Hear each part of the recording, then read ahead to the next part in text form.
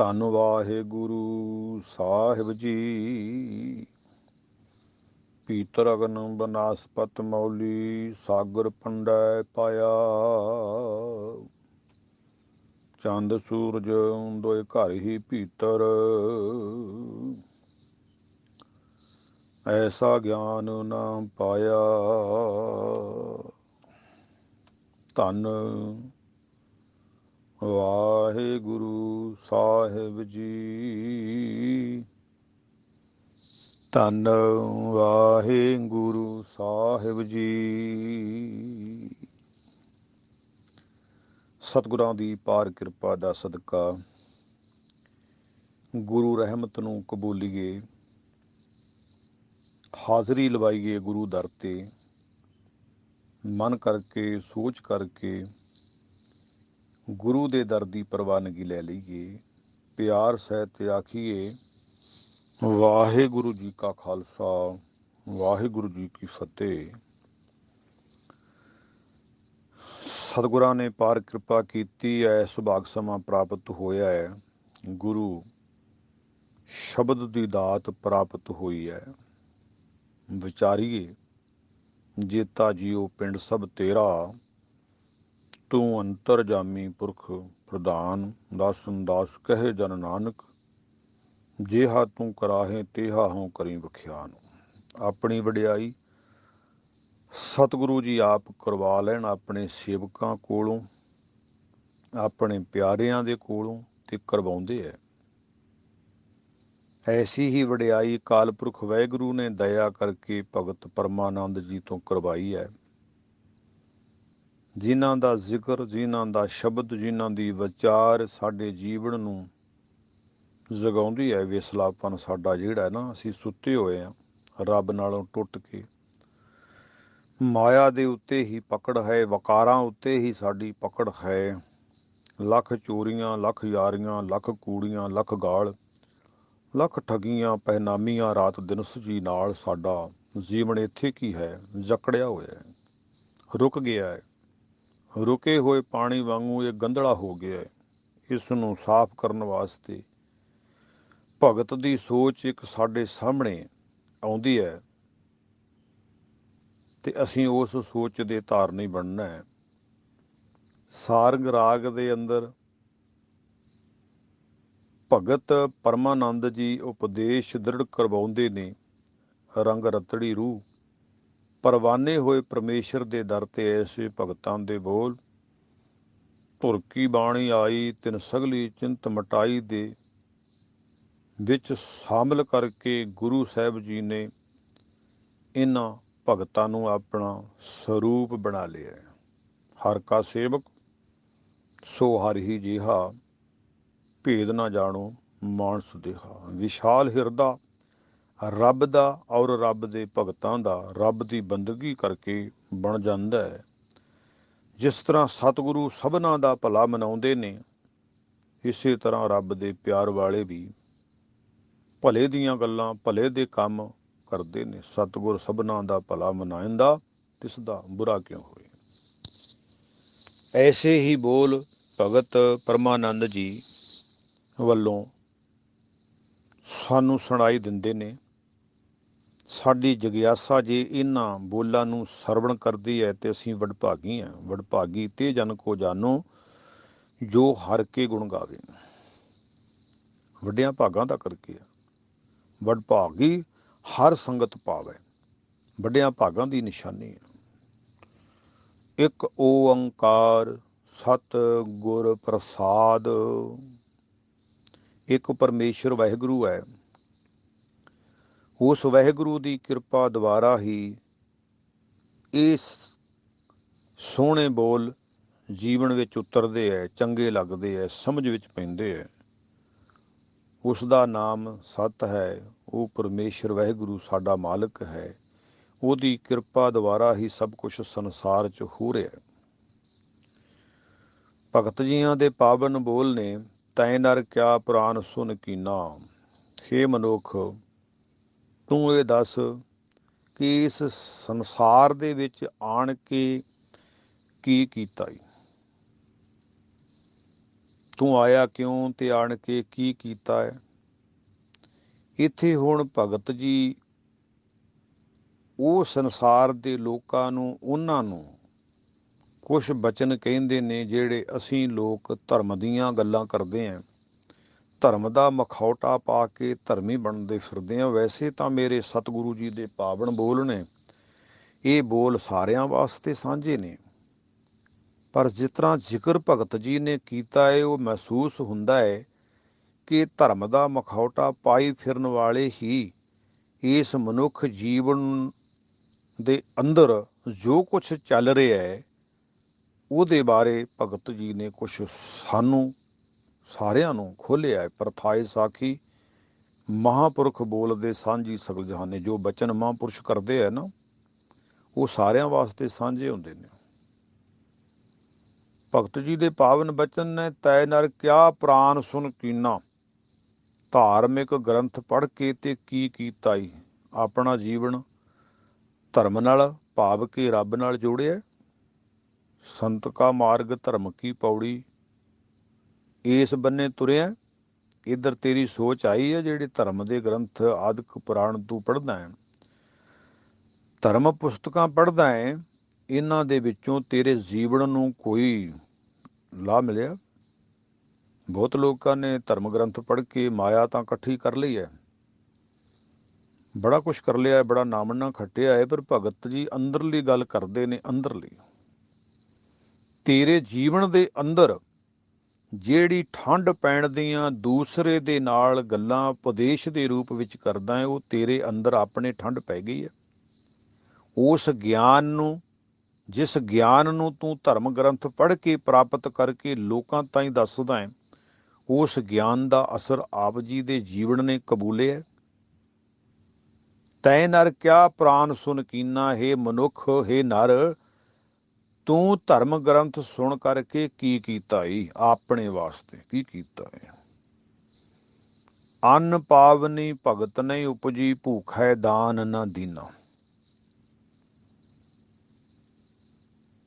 ਨਾਸਵੰਤ ਇਹ ਸੰਸਾਰ ਦੇ ਜਿਹੜੇ ਪਦਾਰਥ ਨੇ, ਉਹਨਾਂ ਨੂੰ ਇਕੱਠੇ ਕਰੇ ਗਿਆ।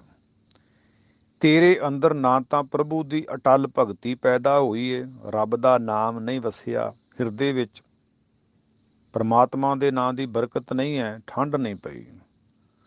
ਨਾ ਹੀ ਤੂੰ ਕਿਸੇ ਗਰੀਬ ਲੋੜਵੰਦ ਦੀ ਮਦਦ ਵਾਸਤੇ ਸਾਹਮਣੇ ਆਇਆ।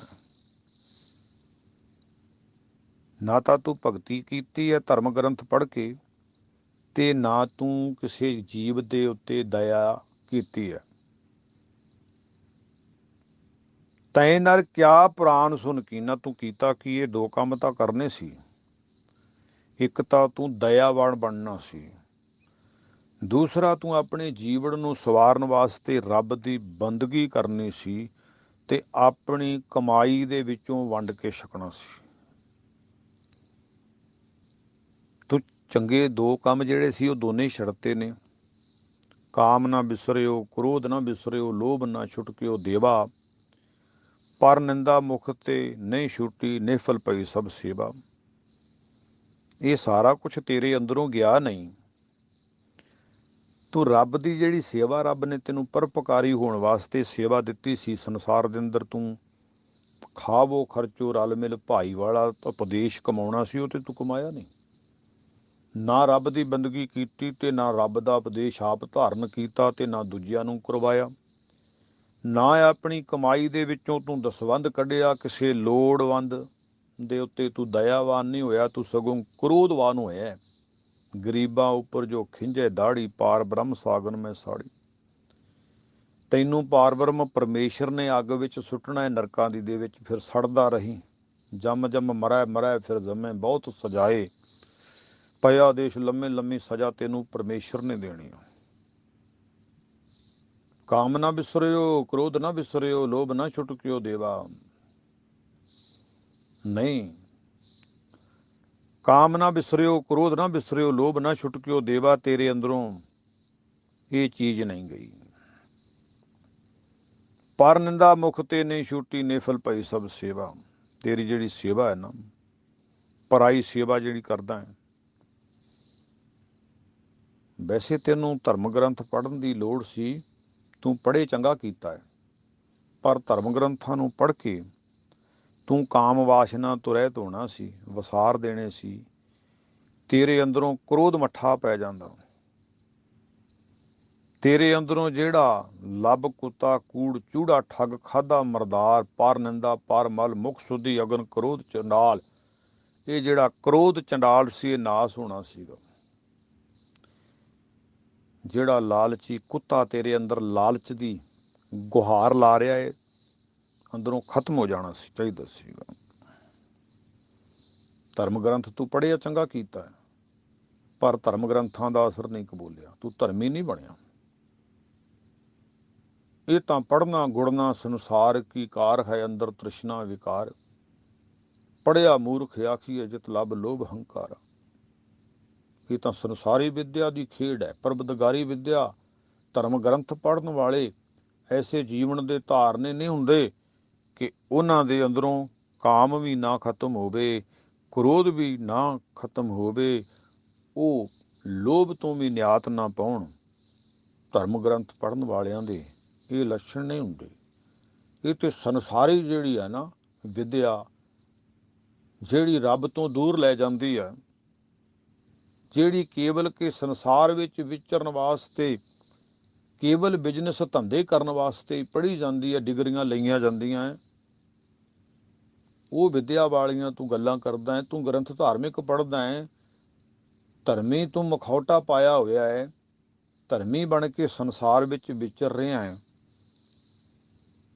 ਤੇ ਧਰਮ ਦਾ ਕਿਨਕਾ ਵੀ ਤੇਰੇ ਜੀਵਨ ਦੇ ਵਿੱਚ ਨਹੀਂ ਵਸਿਆ। ਜੇ ਕਿਤੇ ਇੱਕ ਕਿਨਕਾ ਵਾਹਿਗੁਰੂ ਦੇ ਨਾਮ ਦਾ ਥੋੜਾ ਜਿਹਾ ਵਸਾ ਲੈਨੋ ਨਾ, ਤੇ ਤੂੰ ਵੱਡਿਆਂ ਭਾਗਾਂ ਵਾਲਾ ਹੋ ਜਾਣਾ ਸੀ। ਕਿਨਕਾ ਇੱਕ ਜਿਸ ਜੀ ਵਸਾਵੇ, ਤਾਂ ਕਿ ਮਹਿਮਾ ਗਨੀ ਨਾ ਆਵੇ, ਤੂੰ ਰੱਬ ਸਰੂਪ ਹੋ ਜਾਣਾ ਸੀ, ਤੇਰੀਆਂ ਵਡਿਆਈਆਂ ਹੋਣੀਆਂ ਸੀ। ਪਰ ਨਿੰਦਾ ਮੁਖ ਤੇ ਨਹੀਂ ਛੁੱਟੀ ਨਿਫਲ ਭਾਈ ਸਭ ਸੇਵਾ। ਜਿਹੜੇ ਧਰਮੀ ਲੋਕ ਨੇ ਪਰਾਈ ਨਿੰਦਿਆ ਨਹੀਂ ਕਰਦੇ, ਨਹੀਂ ਕਰਦੇ। ਜਿਹਨੇ ਨਿੰਦਿਆ ਸੰਸਾਰ ਦੇ ਅੰਦਰ ਕੀਤੀ ਆ, ਉਹ ਡੁੱਬ ਕੇ ਮਰਿਆ ਹੈ। ਜਨ ਕਬੀਰ ਕੋ ਨਿੰਦਾ ਸਾਰ, ਨਿੰਦਕ ਡੂਬਾ ਹਾ ਮੁਤਰੇ ਪਾਰ। ਕਬੀਰ ਸਾਹਿਬ ਵੀ ਗੱਲ ਕਰਦੇ ਆ। ਨਿੰਦਿਆ ਕਰਨ ਵਾਲੇ ਰੱਬ ਦੇ ਪਿਆਰਿਆਂ ਦੀ, ਸੰਸਾਰ ਦੇ ਲੋਕਾਂ ਦੀ, ਉਹ ਸੰਸਾਰ ਭਵਜ ਵਿੱਚ ਡੁੱਬ ਜਾਂਦੇ ਨੇ। ਤੇਰੇ ਕੋਲ ਧਰਮ ਗ੍ਰੰਥ ਪੜ੍ਹਨ ਵਾਲੇ ਆ, ਕੋਈ ਗੁਣ ਧਰਮ ਵਾਲਾ ਨਹੀਂ ਹੈ। ਜਿਹੜੀ ਸੇਵਾ ਤੈਨੂੰ ਪਰਮੇਸ਼ਰ ਨੇ ਦਿੱਤੀ ਹੈ, ਉਹ ਨਿਸਫਲ ਹੀ ਗਵਾ ਲਈ ਹੈ, ਜੀਵਨ ਗਵਾ ਲਿਆ ਤੂੰ ਪਰਾਏ ਘਰਾਂ ਨੂੰ ਲੁੱਟਦਾ ਹੈ। ਬੜੇ ਨਵਿਆਂ ਤਰੀਕਿਆਂ ਦੇ ਨਾਲ ਤੇਰੀ ਸੋਚ ਲੱਗੀ ਹੋਈ ਹੈ ਮਾਇਆ ਇਕੱਠੀ ਕਰਨ ਤੇ, ਧਨ ਇਕੱਠਾ ਕਰਨ ਤੇ। ਤੈਨੂੰ ਰੋਕਿਆ ਨਹੀਂਗਾ, ਧਨ ਇਕੱਠਾ ਕਰ, ਜ਼ਰੂਰ ਕਰ।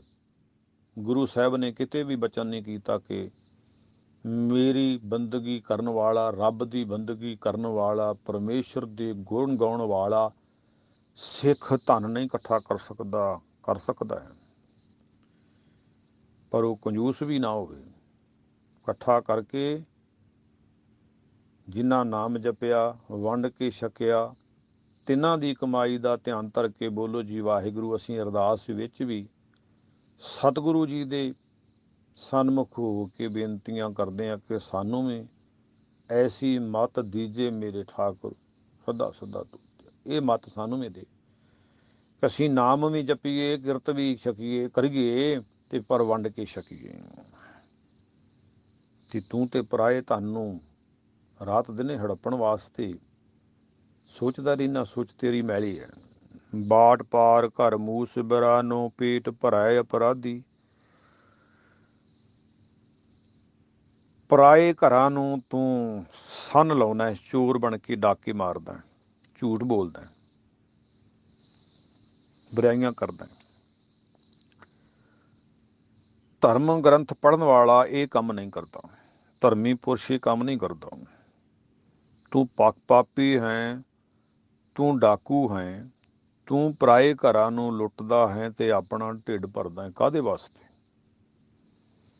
ਜੇ ਤੂੰ ਇਹੀ ਕੰਮ ਕਰਨਾ ਸੀ ਬੁਰਾਈਆਂ ਹੀ ਕਰਨੀਆਂ ਸੀ, ਫਿਰ ਤੈਨੂੰ ਧਰਮ ਦਾ ਮਖੌਟਾ ਪਾ ਕੇ ਧਰਮੀ ਅਖਵਾਉਣ ਦਾ ਕੀ ਫਾਇਦਾ ਸੀ। ਮਨ ਜਾਣੇ ਸਭ ਬਾਤ, ਜਾਣਤ ਹੀ ਔਗਣ ਕਰੈ, ਕਾਹੇ ਕੀ ਕੁਸਲਾਤ ਹਾਥ ਦੀਪ ਕੂਏ ਪਰ। ਤੇਰੇ ਅੰਦਰ ਗਿਆਨ ਵੀ ਹੈ, ਗਿਆਨ ਦਾ ਦੀਵਾ ਭਾਵ ਤੇਰੇ ਹੱਥ ਤੇ ਹੈ, ਤੇ ਦੀਵੇ ਦੇ ਰੋਸ਼ਨੀ ਨਾਲ ਤੂੰ ਖੱਡ ਵਿੱਚੋਂ, ਖੂਹ ਵਿੱਚੋਂ ਡਿੱਗਣੋਂ ਬਚਣਾ ਸੀ, ਪਰ ਹੱਥ ਵਿੱਚ ਦੀਵਾ ਵੀ ਫੜ ਲਿਆ ਤੇ ਹਨੇਰੇ ਦੇ ਖੂਹ ਵਿੱਚ ਫਿਰ ਵੀ ਡਿੱਗ ਪਿਆ, ਤੇ ਇਸ ਰੋਸ਼ਨੀ ਦਾ ਫਾਇਦਾ ਤੂੰ ਕੀ ਠਾਇਆ ਹੈ। ਐਸੇ ਗੰਦੇ ਜੀਵਨ ਦੇ ਧਾਰਨੀ ਹੋਣ ਕਰਕੇ ਤੇਰੀ ਜਿਹੜੀ ਨਰਾਦਰੀ ਹੈ ਰੱਬ ਦੇ ਘਰ ਤੱਕ ਤੇਰੇ ਨਾਲ ਜਾਵੇਗੀ।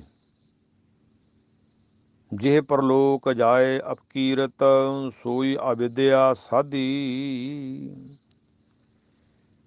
ਹੇ ਮੂਰਖ ਅਗਿਆਨੀ, ਤੂੰ ਸਾਰੀ ਉਮਰ ਮੂਰਖਾਂ ਵਾਲੇ ਹੀ ਕੰਮ ਕਰਦਾ ਰਿਹਾ ਹੈ। ਇਹ ਮੂਰਖਤਾ ਤੇਰੇ ਅਗਲੇ ਜਹਾਨ ਭਾਵ ਕਿ ਰੱਬ ਦੇ ਘਰ ਵੀ ਤੇਰੀ ਬਦਨਾਮੀ ਕਰਾਵੇਗੀ। ਉੱਥੇ ਵੀ ਤੇਰੇ ਮੱਥੇ ਤੇ ਵਕਾਰਾਂ ਦਾ ਕਾਲਖ ਦਾ ਟਿੱਕਾ ਲੱਗੇਗਾ, ਜਿਹੜੀਆਂ ਤੂੰ ਸੰਸਾਰ ਦੇ ਵਿੱਚ ਅਣਹੋਈਆਂ ਹਰਕਤਾਂ ਕੀਤੀਆਂ ਨੇ, ਨਿੰਦਿਆ ਕੀਤੀ ਹੈ, ਬੁਰਾਈਆਂ ਕੀਤੀਆਂ ਨੇ, ਇਹ ਤੇਰੇ ਮੱਥੇ ਦੇ ਉੱਤੇ ਕਾਲਖ ਦਾ ਟਿੱਕਾ ਲੱਗ ਕੇ ਤੇਰੇ ਨਾਲ ਉਸ ਰੱਬ ਦੇ ਕੋਲ, ਪਰਮੇਸ਼ਰ ਦੇ ਕੋਲ ਪਹੁੰਚੇਗਾ, ਤੇ ਉੱਥੇ ਤੇਰੀ ਨਿੰਦਿਆ ਹੋਵੇਗੀ, ਤੈਨੂੰ ਫਟਕਾਰਾਂ ਪੈਣਗੀਆਂ। ਹਿੰਸਾ ਤੋਂ ਮਨ ਤੇ ਨਹੀਂ ਛੁੱਟੀ, ਜੀ ਦਇਆ ਨਹੀਂ ਪਾਲੀ। ਧਰਮ ਪੁਸਤਕਾਂ ਪੜ੍ਹ ਕੇ ਜਿਹੜੀ ਤੇਰੇ ਅੰਦਰੋਂ ਨਿਰਦਇਤਾ ਸੀ, ਭਾਵ ਬਦਸਲੂਕੀ ਸੀ, ਉਹ ਜਾਣੀ ਚਾਹੀਦੀ ਸੀ। ਇਹ ਤਾਂ ਛੁੱਟਿਆ ਨਹੀਂ। ਮਾੜੀਆਂ ਆਦਤਾਂ ਤੇ ਤੇਰੀਆਂ ਬਦਲੀਆਂ ਨਹੀਂ, ਉਹ ਤਾਂ ਉਸੇ ਦੀਆਂ ਉਸੇ ਤਰ੍ਹਾਂ ਹੀ ਰਹੀਆਂ। ਫਿਰ ਧਰਮ ਪੁਸਤਕਾਂ ਦਾ ਭਾਰ ਕਿਉਂ ਚੁੱਕੀ ਫਿਰਦਾ? ਤੇਰੇ ਜੀਵਨ ਦੇ ਅੰਦਰ ਨਿਰਦਇਤਾ ਗਈ ਨਹੀਂ ਹੈ, ਉਹ ਤਾਂ ਸਗੋਂ ਅੱਗੇ ਨਾਲੋਂ ਵੀ ਵੱਧ ਗਈ ਹੈ। ਫਿਰ ਧਰਮ ਦਾ ਮਤਲਬ ਹੀ ਨਹੀਂ ਤੇਰੇ ਜੀਵਨ ਵਿੱਚ, ਤੂੰ ਧਰਮੀ ਨਹੀਂ ਹੈਗਾ। ਧਰਮ ਪੁਸਤਕਾਂ ਪੜ੍ਹ ਕੇ ਤੇਰੇ ਅੰਦਰ ਪ੍ਰਭੂ ਦਾ ਪਿਆਰ ਵਸਣਾ ਚਾਹੀਦਾ ਸੀ, ਤੂੰ ਦਇਆਵਾਨ ਹੋਣਾ ਚਾਹੀਦਾ ਸਾਂ। 68 ਤੀਰਥ ਸਗਲ ਪੁੰਨ ਜੀ ਦਇਆ ਪ੍ਰਵਾਨ, ਇਹ ਤੇਰੀ ਭਾਵਨਾ ਬਣਨੀ ਸੀ। ਤੂੰ ਸਾਧੂ ਦਾ ਸੰਗ ਕਰ ਦੂੰ, ਤੂੰ ਰੱਬ ਦੀ ਬੰਦਗੀ ਕਰ ਦੂੰ, ਤੂੰ ਗੁਰੂ ਦੀ ਸੰਗਤ ਕਰ ਦੂੰ, ਤੇਰੀ ਭਾਵਨਾ ਹੁੰਦੀ ਮੈਂ ਜੀਆਂ ਤੇ ਦਇਆ ਕਰਨੀ ਆ। ਦਇਆ ਕਰਨ ਵਾਲੀ ਭਾਵਨਾ ਤੇਰੇ ਅੰਦਰ ਪ੍ਰਫੁੱਲਤ ਹੁੰਦੀ, ਫੇਰ ਤਾਂ ਤੈਨੂੰ ਲਾਭ ਸੀ ਧਰਮ ਗ੍ਰੰਥ ਪੜ੍ਹਨ ਦਾ, ਧਰਮੀ ਅਖਵਾਉਣ ਦਾ। ਤੇ ਜੇ ਤੂੰ ਇਹ ਲਾਭ ਪ੍ਰਾਪਤ ਨਹੀਂ ਕੀਤਾ, ਤੇ ਨਾ ਤੂੰ ਧਰਮੀ ਬਣ ਸਕਿਓ, ਤੇ ਨਾ ਤੇਰੇ ਮਗਰੋਂ ਤੇਰੇ ਕੀਤੇ ਹੋਏ ਪਾਪਾਂ ਦਾ ਜਿਹੜਾ ਦੋਸ਼ ਹੈ ਉਹ ਪਿੱਛੇ ਹਟ ਸਕਿਆ। ਪਰਮਾਨੰਦ ਸਾਧ ਸੰਗਤ ਮਿਲ, ਕਥਾ ਪੁਨੀਤ ਨਾ ਚਾਲੀ। ਭਗਤ ਪਰਮਾਨੰਦ ਜੀ ਬਚਨ ਕਰਦੇ ਨੇ ਕਿ ਧਰਮ ਗ੍ਰੰਥ ਪੜ੍ਹਨ ਦੇ ਨਾਲ ਤੂੰ ਸਤਸੰਗੀ ਬਣਨਾ ਸੀ, ਤੂੰ ਕਥਾ ਕੀਰਤਨ ਸੁਖਦਾਈ ਦੀ ਦਾਤ ਪ੍ਰਾਪਤ ਕਰਨੀ ਸੀ। ਇਹ ਕੁਛ ਵੀ ਤੇਰੇ ਜੀਵਨ ਵਿੱਚ ਨਹੀਂ। ਨਾ ਤੈਨੂੰ ਕੋਈ ਰੱਬ ਦਾ ਪਿਆਰਾ ਚੰਗਾ ਲੱਗਾ, ਬੰਦਗੀ ਕਰਨ ਵਾਲਾ ਨਹੀਂ ਚੰਗਾ ਲੱਗਾ, ਬੰਦਗੀ ਕਰਨ ਵਾਲੀ ਦਾਤ ਗੱਲ ਨਹੀਂ ਚੰਗੀ ਲੱਗੀ, ਵਿਚਾਰ ਚੰਗੀ ਨਹੀਂ ਲੱਗੀ, ਇਹ ਤੇਰੇ ਅੰਦਰ ਜੀਵਨ ਦੇ ਅੰਦਰ ਚੱਲੀ ਨਹੀਂ। ਤੇਰਾ ਜੀਵਨ ਪਵਿੱਤਰ ਨਹੀਂ ਹੋਇਆ। ਹੇ ਪਰਮਾਨੰਦ ਵੱਲੋਂ ਇਹ ਉਪਦੇਸ਼ ਸਾਨੂੰ ਦ੍ਰਿੜ ਕਰਵਾਇਆ ਜਾ ਰਿਹਾ ਹੈ ਕਿ ਤੂੰ ਸਤ ਸੰਗਤ ਦੇ ਵਿੱਚ ਬਹਿ ਕੇ ਕਦੇ ਵੀ ਪ੍ਰਭੂ ਦੇ ਨਾਮ ਨੂੰ ਚੰਗੀ ਤਰ੍ਹਾਂ ਸੁਣਦਾ ਨਹੀਂ। ਜਦੋਂ ਸੁਣਦਾ ਹੀ ਨਹੀਂ ਤੇ ਜੀਵਨ ਵਿੱਚ ਵਸੇਗਾ ਕਿਵੇਂ? ਨਾ ਤੂੰ ਗੱਲਾਂ ਰੱਬ ਦੇ ਨਾਂ ਦੀਆਂ ਕੀਤੀਆਂ, ਤੂੰ ਸੁਣਨੀਆਂ ਕਿੱਥੇ ਹੈ? ਤੇਰੇ ਅੰਦਰ ਭਾਵਨਾ ਨਹੀਂ ਹੈ, ਨਾ ਸੁਣਦਾ ਹੈ ਨਾ ਸੁਣਾਉਣਾ ਹੈ।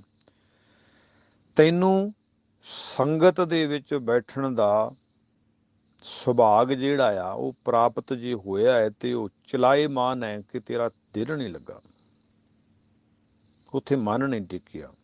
ਆਪਾਂ ਵੀ ਕਈ ਵਾਰ ਵੇਖਦੇ ਹਾਂ ਨਾ, ਬਹੁਤ ਲੋਕ ਗੁਰੂ ਕੀ ਸੰਗਤ ਵਿੱਚ ਆਉਂਦੇ ਨੇ, ਪਰ ਕੁਛ ਕੁ ਸਮਾਂ ਮਜਬੂਰੀ ਨੂੰ ਜਾਂ ਭਾਈਚਾਰੇ ਦੀ ਸਾਂਝ ਨੂੰ ਵੇਖ ਕੇ ਬੈਠਦੇ ਆ, ਪਰ ਉਹਨਾਂ ਦਾ ਮਨ ਨਹੀਂ ਲੱਗਦਾ। ਉਹ ਬਾਹਰ ਨਿਕਲ ਜਾਂਦੇ ਨੇ, ਬਾਹਰ ਬਹਿ ਕੇ, ਬਾਹਰ ਖਲੋ ਕੇ ਬਾਉਂਡਰੀ ਦੇ ਵਿੱਚ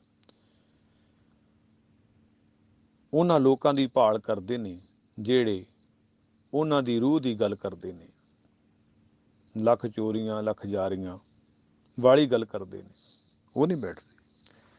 ਪਰਮਾਨੰਦ ਜੀ ਵੱਲੋਂ ਬਚਨ ਨੇ ਕਿ ਜੇ ਤੂੰ ਧਰਮ ਗ੍ਰੰਥ ਪੜ੍ਹੇ ਨੇ ਤੇ ਤੈਨੂੰ ਸੰਗਤ ਵਿੱਚ ਬੈਠਣਾ ਚਾਹੀਦਾ ਸੀ, ਤੈਨੂੰ ਸਤਸੰਗੀ ਬਣਨਾ ਚਾਹੀਦਾ ਸੀ, ਤੈਨੂੰ ਪਰਮੇਸ਼ਰ ਦੇ ਗੁਣ ਗਾਉਣੇ ਚਾਹੀਦੇ ਸਨ, ਤੂੰ ਬੰਦਗੀ ਵਾਲਾ ਪੁਰਸ਼ ਬਣ ਦੋ, ਤੂੰ ਸਾਧੂ ਬਣ ਦੋ, ਗੁਰੂ ਦਾ ਸਿੱਖ ਬਣ ਦੋ, ਗੁਰੂ ਦਾ ਸੇਵਾਦਾਰ ਬਣ ਦੋ, ਗੁਰੂ ਦੀ ਸੇਵਾ ਦਸੀ ਤੂੰ ਕਰ ਦੋ, ਨਾਮ ਜਪ ਦੋ, ਵੰਡ ਕੇ ਛਕ ਦੋ।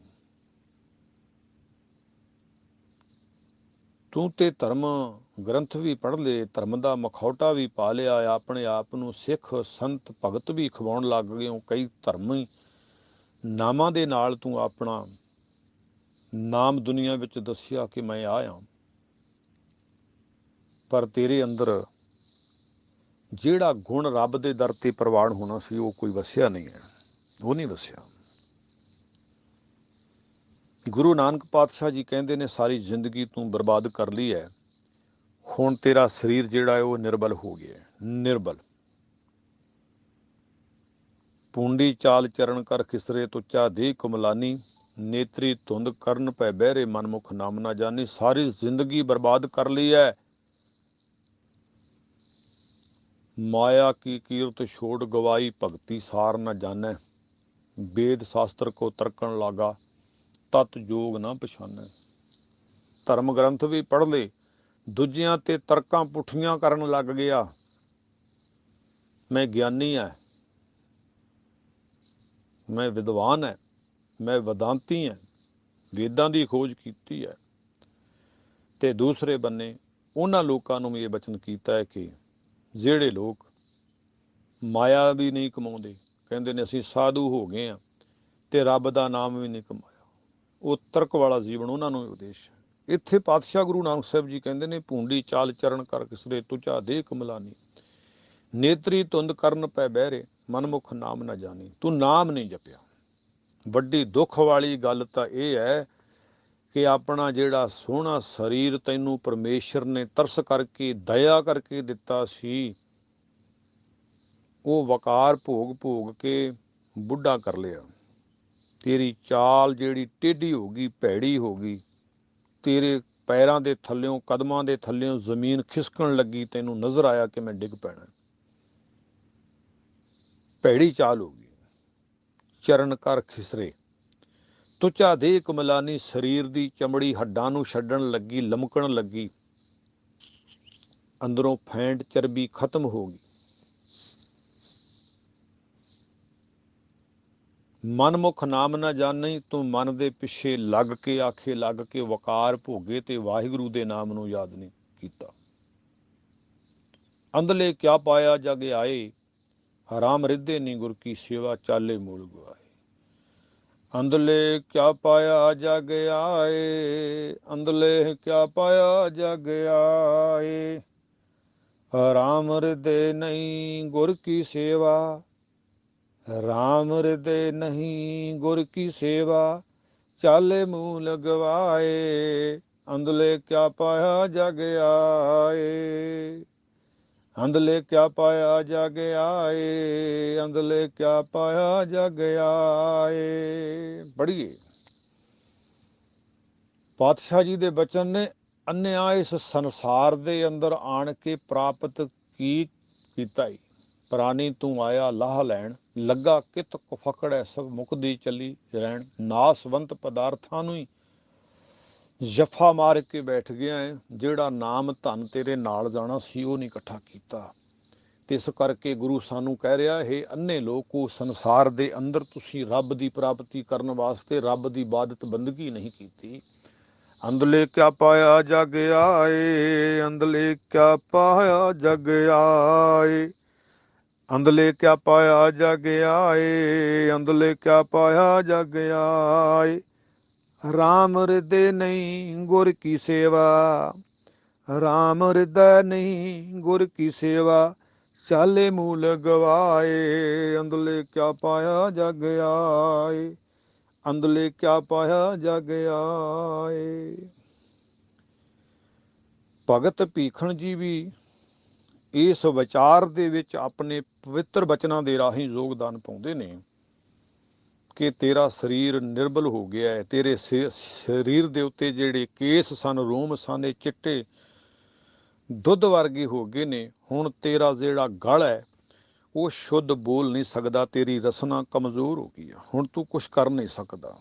ਅੰਦਲੇ ਕਿਆ ਪਾਇਆ ਜਗ ਆਏ, ਅੰਦਲੇ ਕਿਆ ਪਾਇਆ ਜਗ ਆਏ। ਰਹੋ ਵਿਚਾਰ। ਨੈਨੋ ਨੀਰ ਬਹੇ ਤਨ ਖੀਨਾ ਭਏ, ਕੇਸ ਦੁੱਧਵਾਨੀ ਰੂਹ ਦਾ ਕੰਠ ਸ਼ਬਦ ਨਹੀਂ ਉਚਰੈ, ਅਬ ਕਿਆ ਕਰੇ ਬਰਾਨੀ। ਹੁਣ ਕੀ ਕਰ ਸਕਦਾ, ਗਲਾ ਰੁਕਦਾ ਹੈ, ਗਲੇ ਵਿੱਚ ਬਲਗਮ ਆ ਗਈ ਹੈ, ਵਾਰ-ਵਾਰ ਤੈਨੂੰ ਖੰਘ ਸਤਾਉਂਦੀ ਹੈ। ਸਰੀਰ ਵਿੱਚ ਤੇਰੇ ਬਲ ਨਹੀਂ ਕਿ ਤੂੰ ਰੱਬ ਦੀ ਬੰਦਗੀ ਕਰ ਸਕੇ। ਰੂਹ ਕੰਠ ਸ਼ਬਦ ਨਹੀਂ ਉਚਰੇ, ਅਬ ਕਿਆ ਕਰੇ ਪ੍ਰਾਨੀ। ਹੁਣ ਤੂੰ ਕੀ ਕਰੇਗਾ, ਹੁਣ ਕੁਛ ਨਹੀਂ ਹੋ ਸਕਦਾ।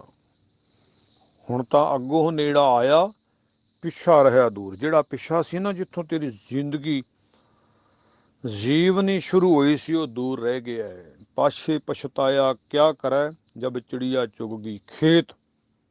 ਹੁਣ ਬਾਅਦ ਵਿੱਚ ਤੇਰਾ ਪਛਤਾਇਆ ਜਿਹੜਾ ਹੈ ਨਾ, ਕੁਛ ਨਹੀਂ ਕਰ ਸਕਦਾ। ਹੁਣ ਪਛਤਾਉਣਾ ਤੇਰਾ ਠੀਕ ਨਹੀਂ ਹੈ।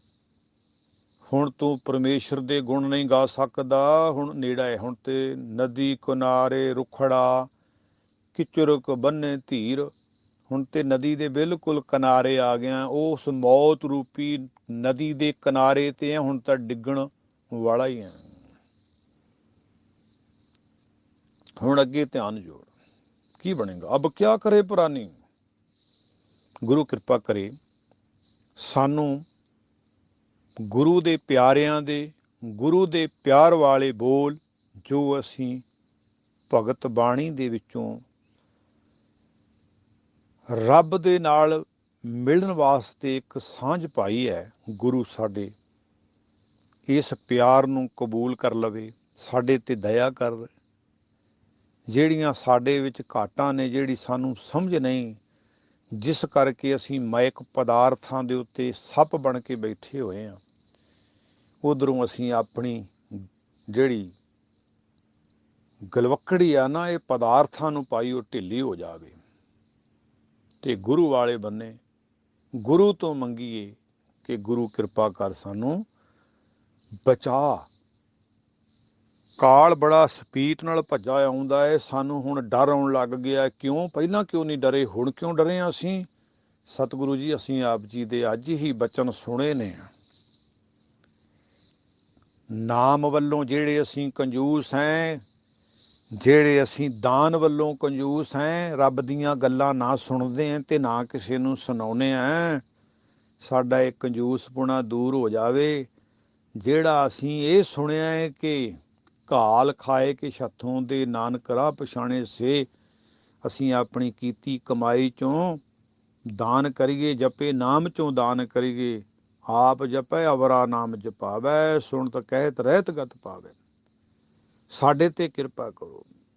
ਸਾਨੂੰ ਇਹ ਬਚਨ ਆਪ ਜੀ ਦੇ ਬੜੇ ਪਿਆਰੇ ਲੱਗੇ ਨੇ ਕਿ ਜਿਹੜਾ ਸਾਨੂੰ ਸਤਿਗੁਰੂ ਜੀ ਤੁਸਾਂ ਇਹ ਬਚਨ ਕਿਹਾ ਹੈ, ਅੰਦਲੇ ਕਿਆ ਪਾਇਆ ਜਗ ਆਏ, ਅੰਦਲੇ ਕਿਆ ਪਾਇਆ ਜਗ ਆਏ, ਅੰਦਲੇ ਕਿਆ ਪਾਇਆ ਜਗ ਆਏ, ਅੰਦਲੇ ਕਿਆ ਪਾਇਆ ਜਗ ਆਏ।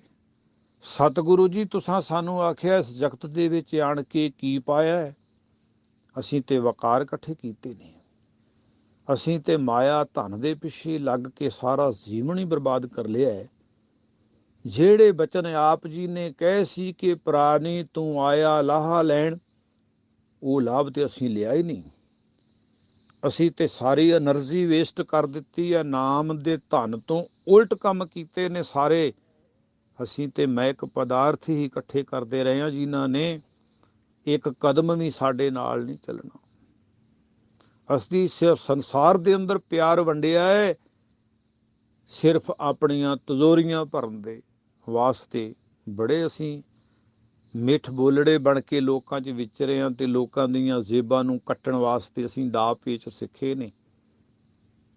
ਪਾਤਸ਼ਾਹ, ਅਸੀਂ ਆਪ ਜੀ ਦੇ ਪਿਆਰਿਆਂ ਦੇ ਨਾਲ ਵੀ ਧੋਖਾ ਕੀਤਾ ਹੈ, ਝੂਠ ਬੋਲਿਆ ਹੈ, ਉਹਨਾਂ ਨਾਲ ਵੀ ਨਫ਼ਰਤ ਕੀਤੀ ਹੈ। ਹੁਣ ਅਬ ਕੀ ਵਾਰ ਬਖਸ਼ ਬੰਦੇ ਕੋ ਬਹੁਰ ਨਾ ਭਵਜਲ ਫੇਰਾ।